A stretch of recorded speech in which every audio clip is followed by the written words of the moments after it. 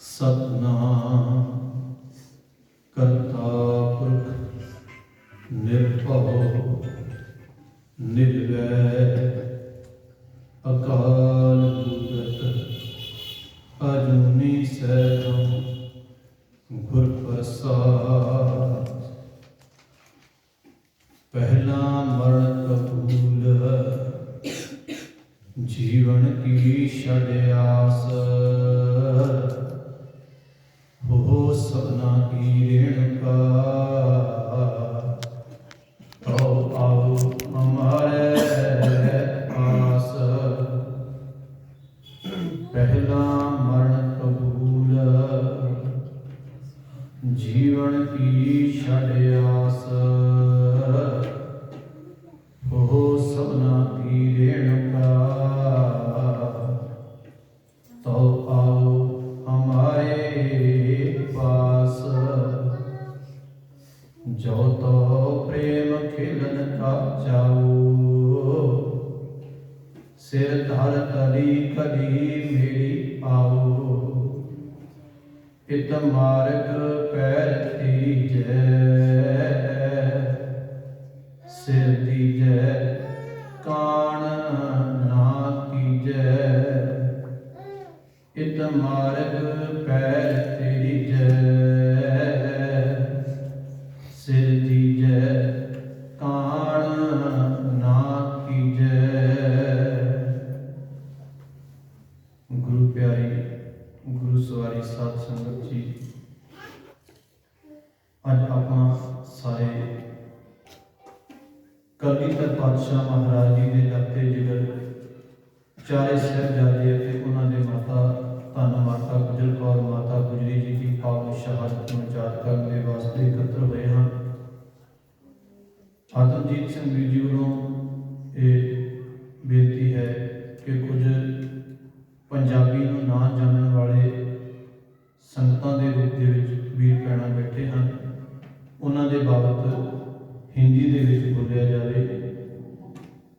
वैसे तो हिंदी नहीं आती, पर कोशिश है कि उन्हां तक भी साडा जिहड़ा है इतिहास वो पहुँच सके।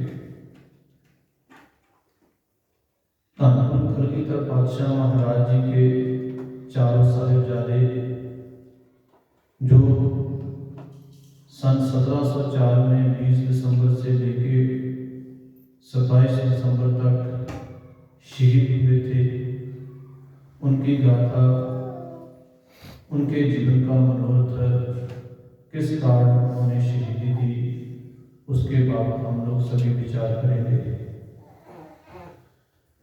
दुनिया में बहुत से बड़े बड़े सूरमे माने जाते हैं जिनका नाम, जिनके बारे में स्कूल कॉलेज की शिक्षा में पढ़ाया भी जाता है। जैसे सिकंदर लोदी का नाम आप सभी ने सुना होगा, जिसका एक सपना था कि मैं पूरे 100 साल को जीतूंगा, पूरी दुनिया के ऊपर अपना राज चलाऊंगा। पूरी दुनिया को जीता जीता जब वो पंजाब आया तो पंजाब के उस समय शासक था राजा पुरस। उसने सिकंदर का इतनी बहादुरी से सामना किया कि उसको सतलुज दरिया भी पार करने नहीं दिया। इसी नमोशी के कारण कि मेरा पूरी दुनिया को जीतने का जो सपना था वो पूरा नहीं हुआ, वो वापस अपने नगर को जाता जाता रास्ते में शर्म से मर गया। उसके बाद नाम आता है नेपोलियन का। वो भी दुनिया के बड़े बहादुरों में, बड़े बादशाहों में नाम उसका गिना जाता है। लेकिन सूरमा वह होता है जो मौत भले आ जाए लेकिन जंग के मैदान से पीछे नहीं हटे। जब उसकी मौत हुई नेपोलियन की, तो उसने भी अपना आत्मसमर्पण किया था। एक जगह जंग कर रहा था, वहां पर बारिश हुई, उसके जो सैनिक थे वो फिसलने शुरू हो गए, इस कारण के मेरे को मार ना दे। उसने आत्मसमर्पण किया, बाद में पूरा जीवन रो रो के उसकी मौत हो गई। ये भी अपनी सूरम गति से, बहादुरी से पीछे हट गया। हिटलर का नाम आप सभी ने सुना है, जिसने केवल एक ही कौम, यहूदी कौम के 60 लाख लोगों को गैस भट्टी में जलाकर मार दिया था। 1 करोड़ लोगों को उसने मारा था। लेकिन जब उसका अंतिम समय आया तो वो भी अपने किए हुए गुनाहों के पश्चाताप में अपने आप को संभाल नहीं पाया, अपने आप को गोली मार के उसने भी आत्महत्या कर ली। ये बड़े बहादुर सूर में गिने जाते हैं। और कलगीधर पातशाह साहिब श्री गुरु गोविंद सिंह पातशाह महाराज जी, जिन्होंने जीवन में किसी के ऊपर भी चढ़ाई नहीं, किसी के साथ जंग करने के लिए अपने घर से गए नहीं, उनके साथ जंग करने के लिए जो भी है उनके साथ 14 जंग गुरु पातशाह महाराज जी ने 14 युद्ध किए हैं। उन सभी में जीत प्राप्त की, भले उनके पास सैनिकों की, फौजियों की गिनती बहुत कम थी। और जब अनंतपुर साहब का किला छोड़ा, सरसा नदी पे परिवार का विछोड़ा हुआ, 2 बड़े साहिबजादे उनके साथ रहे, उनके 2 छोटे साहिबजादे और उनकी माता गुजरी जी उनसे बिछड़ के अलग हो गए। उतनी उनकी जो सुपत्नियाँ थी वो अलग हो गई, वो दिल्ली की तरफ चले गए। ऐसे उनका परिवार बिछड़ गया, लेकिन उन्होंने अपने मन को अडोल रखा, उनका मन डोला नहीं, उनके मन में कहीं भी डर या शंका नहीं आया। वो सरसा नदी से आगे चल के चमकौर साहिब की कच्ची गढ़ी में जाते हैं। उनके पास ऑप्शन था कि वो अगर चमकौर की कच्ची गढ़ी में नहीं भी रुकते तो आगे जा सकते थे, क्योंकि मुगल फौज जो हिंदू पहाड़ी राजा की फौज थी वो पीछे थी, गुरु पातशाह जी आगे जा चुके थे, कहीं भी और आगे निकल सकते थे। लेकिन गुरु पातशाह जी ने जंग के मैदान में जूझना, जंग के मैदान में खुद खड़े होकर लड़ने का निर्णय किया। एक तरफ गुरु पातशाह महाराज जी के साथ केवल 40 दिन थे और दूसरे तरफ 10 लाख के करीब फौज थी। उसमें मुसलमान मुगल फौज भी थी और 22 धार के पहाड़ी जो हिंदू राजे थे उनकी सभी की फौजें भी गुरु पातशाह महाराज जी के खिलाफ खड़ी थी। उस 10 लाख की फौज का मुकाबला करने के लिए 40 सिंह केवल थे, जिन्होंने 5-5 का जत्था बनाया और गढ़ी से बाहर आके उनसे जंग करते करते शहीद हो गए। किसी ने भी उनके सामने आत्मसमर्पण नहीं किया। एक तरफ नेपोलियन था जिसके पास फौजें भी थी बेशुमार और बहुत बड़ा बादशाह भी था, लेकिन उसने आत्मसमर्पण कर दिया। ये 10 लाख के मुकाबले 40 थे, इनमें से किसी एक ने भी आत्मसमर्पण नहीं किया। जंग के मैदान में सुरम गति से लड़ते लड़ते शहीद हो गए। उसके बाद जब बारी आती है गुरु पातशाह महाराज जी के छोटे साहिबजादों की, बाबा जोरावर सिंह और बाबा फतेह सिंह की, इनके ही विश्वास पात्र जो इनको सरसा नदी से अपने घर लेके गया था गंगू ब्राह्मण, उसने इनके साथ विश्वासघात किया। जब मन में लालच आ जाता है तो फिर आदमी अपने परिवार को भी बेच खाता है। तो इस गंगू ब्राह्मण ने पहले तो जो माता गुजरी जी के पास कुछ मोहरे थी, कुछ गहने थे, उनको चुराया और उसके बाद सुबह होते ही मुरिंडे थाना जो था कोतवाली, वहाँ पर जाके इनकी शिकायत की। छोटे साहिबजादों को और माता गुजरी को उन्होंने गिरफ्तार कर लिया। वहाँ से गंगू के गांव से मुरिंडा थाना तक उनको पैदल बांध कर ले जाया गया। एक की उम्र लगभग 6 साल थी। 1699 में 12 दिसंबर को साहिबजादा बाबा फतेह सिंह का जन्म होता है और 1704 26 दिसंबर को उनकी शहीदी होती है। लगभग 6 साल की उनकी आयु होती है। और उनके बड़े भाई थे बाबा जोरावर सिंह जी, उनकी उम्र थी 9 साल की। उनका 1696 में उनका बर्थ हुआ था, जन्म हुआ था। 6 साल और 9 साल की उम्र में उनको इस सर्दी के मौसम में, जहाँ तो सर्दी नहीं है, पंजाब में जाकर देखेंगे तो बहुत बुरा हाल है सर्दी से। आदमी 2-2 रजाई कंबल भी लेके सोता है तो उसके बाद भी उसको अपने बेड से उतरने का मन नहीं है, इतनी ठंडी है। तो इस इतनी गहरी सर्दी में, ठंडी में उनको पैदल कोतवाली मुरिंडा तक ले जाया गया। वहाँ पर उनको रात थाने में रखा गया और कुछ भी खाने के लिए नहीं दिया गया। सुबह उनको सरहंद वजीर खान की कचहरी में पेश किया गया। वहाँ पर भी उनको खाने के लिए कुछ भी देने से वजीर खान ने मना कर दिया और पहली रात में उनको डराने के लिए, अपना धर्म परिवर्तन करने के लिए दुख दिया गया, उनके ऊपर जुल्म किया गया कि उनको 60 जमीन से 60 फीट ऊंचे ठंडे बुर्ज में, जिसको गर्मियों के लिए गर्मी के मौसम के हिसाब से बनाया गया था कि जब अति गर्मी होती है तो वहाँ पर बैठने से एसी की जैसी ठंडी हवा लगती थी गर्मी के मौसम में।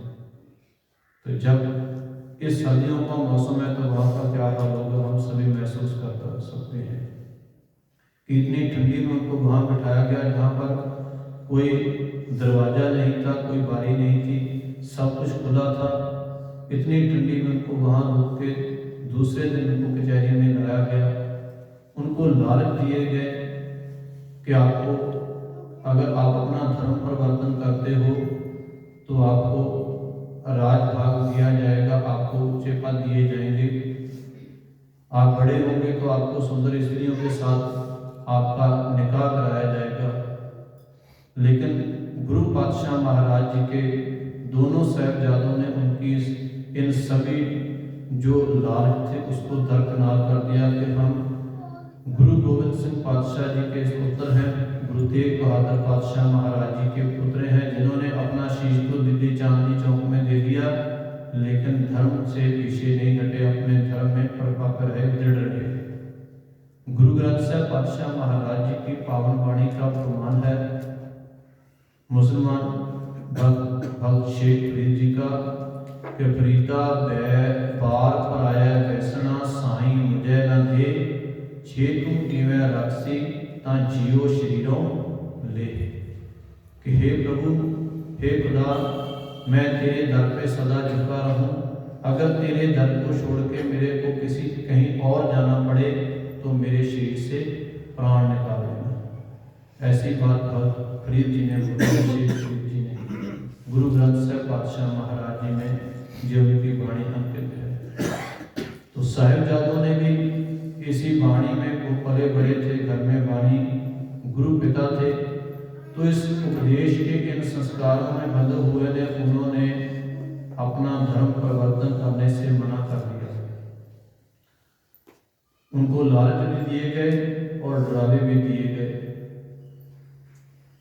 उन्होंने दोनों चीजों को दरकिनार करते हुए धर्म में प्रपक्ता, अपने धर्म के प्रति सुचेतता दिखाते हुए अपने आप को शहीदी देने के लिए, अपने आप को कुर्बान करने के लिए तो समर्पित कर दिया, लेकिन अपना धर्म जो है उसको परिवर्तन होने के लिए वो समर्पित नहीं हुए, अपने धर्म पे वो अड़ोल रहे। तो इसी बात से खफा होकर, इसी बात से क्रोधित होकर जो वजीर खान था उसने उनको जीवन की दीवार में चुनने की सजा दी। 26 दिसंबर के दिन 1704 में उनको सुबह 10:30 बजे के करीब जीवन की दीवार में चुनना शुरू किया गया। जब चुनना शुरू किया तो भी उनसे पूछा गया कि अगर आपकी इच्छा है तो अभी भी धर्म परिवर्तन कर दोगे तो आपको जीवन ही छोड़ा जाएगा, आपको सभी तरह के सुख आराम मिलेंगे। लेकिन फिर भी गुरु पातशाह महाराज जी के लाडले लड़ते जिलों ने अपने धर्म में प्रपक्ता दिखाई और नियम में चिंते गए। जब चिंते चिंते उनके सिर के ऊपर तक दीवार आ गई तो वो बेहोश हो गए और दीवार गिर गई। जहाँ तक हम सभी सुनते हैं कि उसको ऐसे दीवार में चिन्हा गया, लेकिन दीवार से चिन्हने से पहले भी उनको बहुत सारी यातनाएं दी गई। एक पीपल के पेड़ से बांधकर उनको गुलेल से निशाने लगाए गए। इतिहास के अनुसार उनको निशाने लगाते लगाते एक साहिबजादे की आंख पे चोट भी लगी, वहां से उनका खून भी निकला।